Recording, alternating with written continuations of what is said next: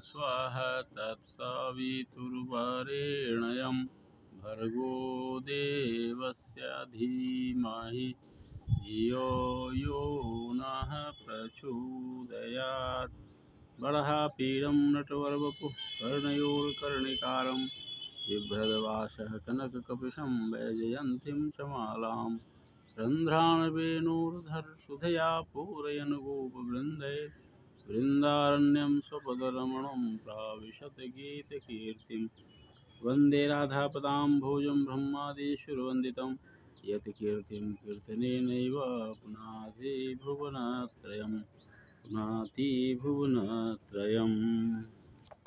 जय राधा माधव जय कुंज बिहारी, जय गोपी जनवल्लभ जय गिरिवरधारी। जय राधा माधव जय कुंज बिहारी। सभी भागवत प्रेमियों को राधे राधे। आइए आज पुनः अम्र पल्लवों के साए में बैठकर भगवान की बाल लीला का श्रवण करते हैं। हम लोगों ने सुदर्शन का उद्धार हुआ, यहाँ तक की चर्चा कर चुके हैं।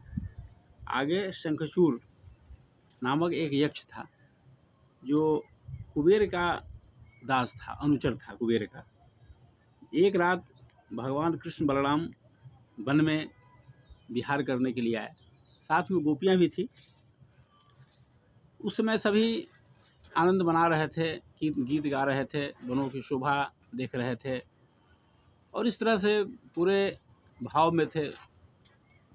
विहार करते समय उन्हें दुनिया का कुछ जानकारी नहीं थी, कोई होश नहीं था दुनिया में क्या हो रहा है, पूरे खोए हुए थे एक दूसरे में। उसी समय एक शंखचूड़ नाम का यक्ष आया और गोपियों को लेकर भागने लगा।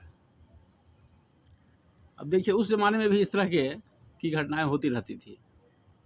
ऐसा नहीं है कि आज ही हो रहा है। राक्षस देवता हर युग में रहे हैं, हर युग में रहेंगे, इसलिए हर बात में कलयुग को नहीं कोसना चाहिए।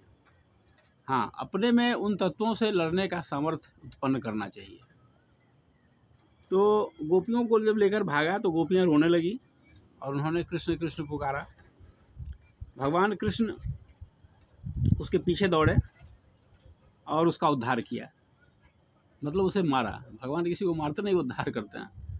तो उसे मारा और उसके सिर से चूड़ामणि निकाल लिया और अपने बड़े भाई बलराम जी को सौंप दिया। इस तरह से वन विहार करके शंखचूड़ का उद्धार करके वे सभी लौटे। आगे युगल गीत का वर्णन है। युगल गीत भगवान श्री कृष्ण के साथ गोपियाँ क्या चिंतन कर रही है भगवान के संबंध में, इस संबंधी है। ये भागवत में 5 तरह के गीत हैं। तो हम सभी जानते हैं कि जब भगवान कृष्ण वन में जाते तो उनके साथ साथ गोपियों का चित्त भी चला जाता है। गोपियाँ सशरीर घर में रहती अवश्य, लेकिन उनका चित्त कृष्ण में ही लगा रहता है।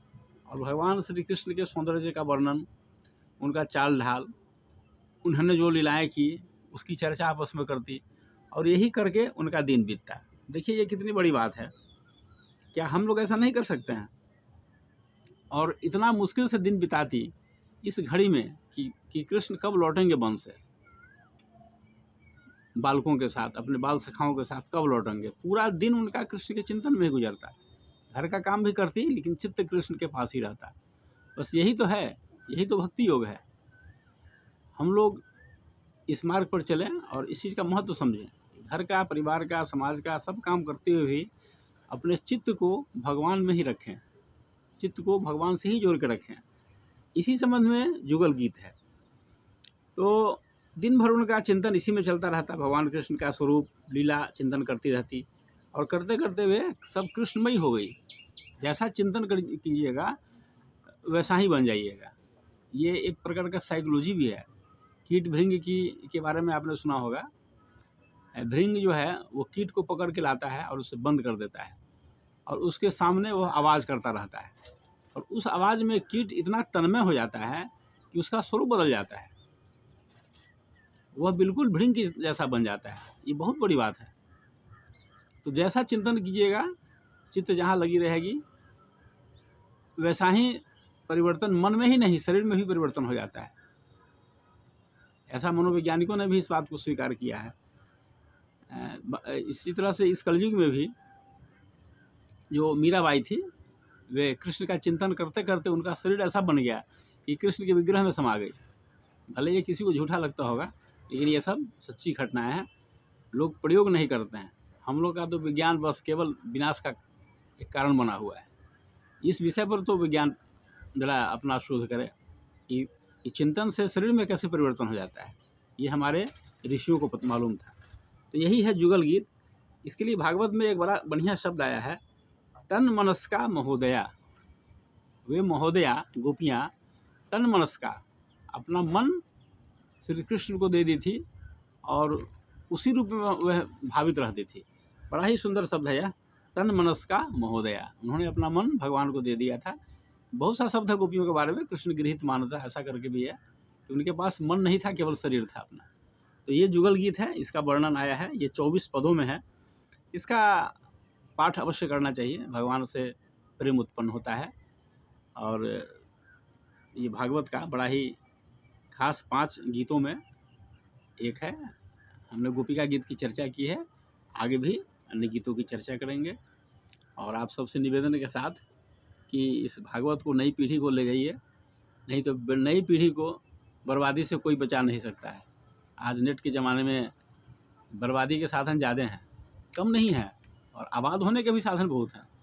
लेकिन कम उम्र के लोग भाग जाते हैं पतन की ओर, जल्दी चले जाते हैं, क्योंकि वे परिणाम नहीं जानते हैं।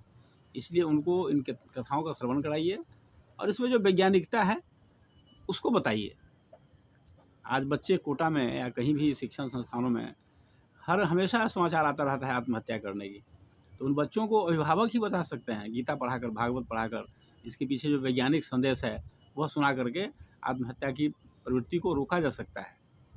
ये मेरा दावा है। नहीं तो सरकार के पास ऐसा कोई नुस्खा नहीं है कि इस प्रवृत्ति पर अंकुश लगा ले। धन्यवाद। ओम शांति।